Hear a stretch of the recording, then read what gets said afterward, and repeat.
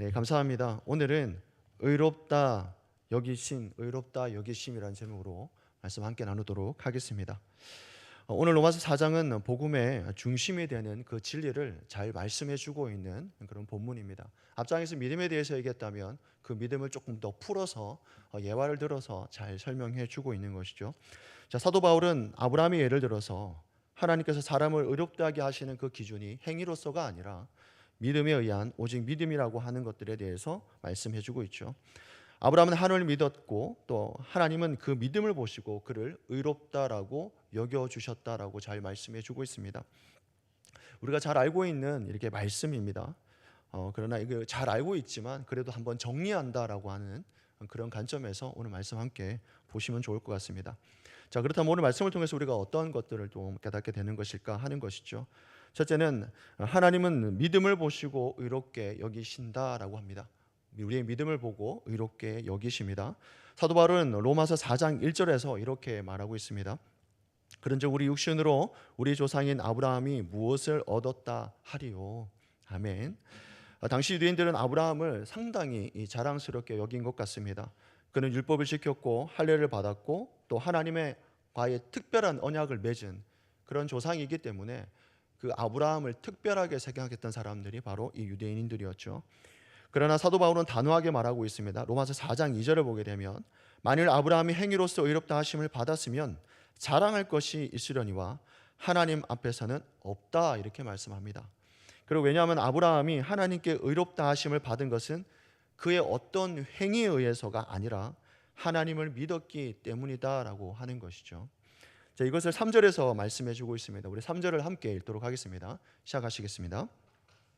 여기 그것이 믿었기 때문에 여기시면 되었느니라. 다시 한번 읽겠습니다. 시작하시겠습니다. 아브라함이 하나님을 믿음에 그것이 그에게 의로 여겨진 바 되었느니라. 아멘.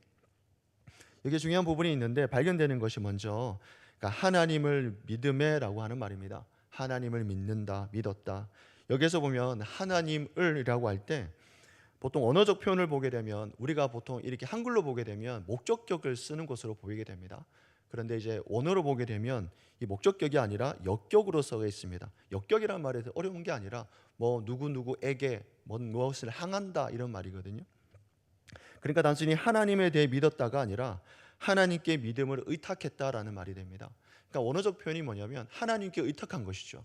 내가 뭐 믿음을 얻어서 그렇게 하는 게 아니라 의탁한다는 느낌으로 더 가깝습니다. 쉽게 말하면 역격을 쓰게 되면 단순히 하나님은 진짜 있는 분이야 라고 하는 그 어떤 지적인 동의가 되겠지만 만약에 역격을 쓰게 되면 이게 하나님께 내 인생을 맡긴다라고 하는 그런 신뢰가 더 가깝습니다.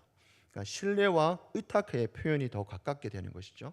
그러니까 아브라함은 하나님을 정보로서 아는 것이 아니라 인격적으로 그분을 인격적으로 신뢰했다라고 하는 것입니다.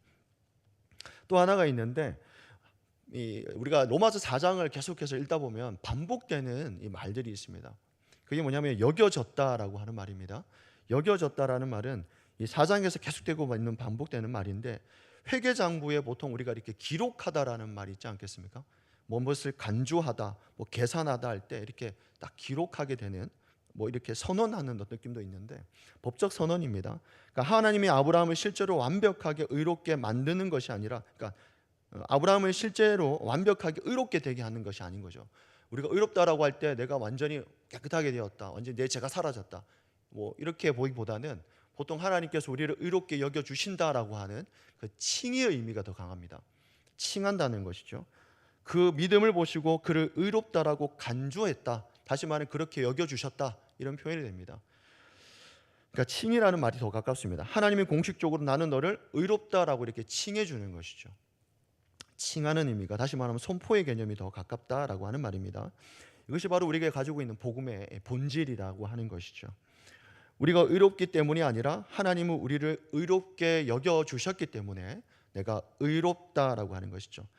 그러니까 의롭게 여겨지시기로 결정하셨기 때문에 우리가 의롭게 된 것이다라고 하는 겁니다.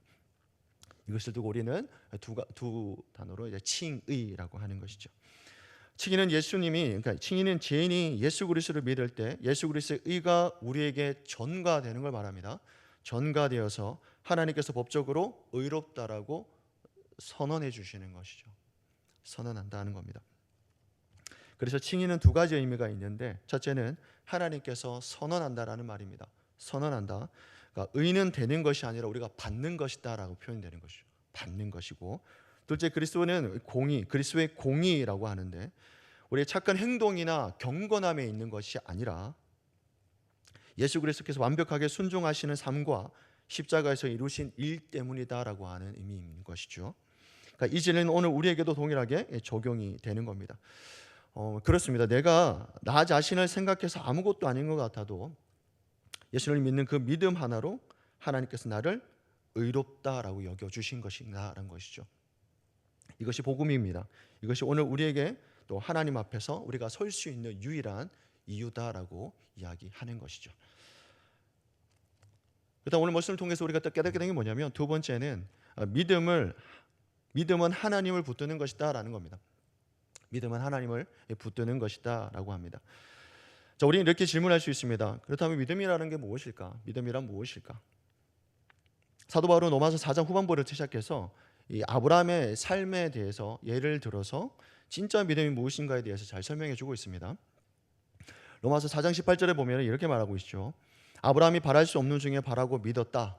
자, 그리고 19절에서도 그가 자기 몸을 죽은 것 같고 사라의 태도 죽은 것 같음을 알고도 믿음을 잃지 않았다, 이런 표현이겠죠. 그러나 19절에서도 그저 자기 몸이 죽은 것을 알면서도 믿었다.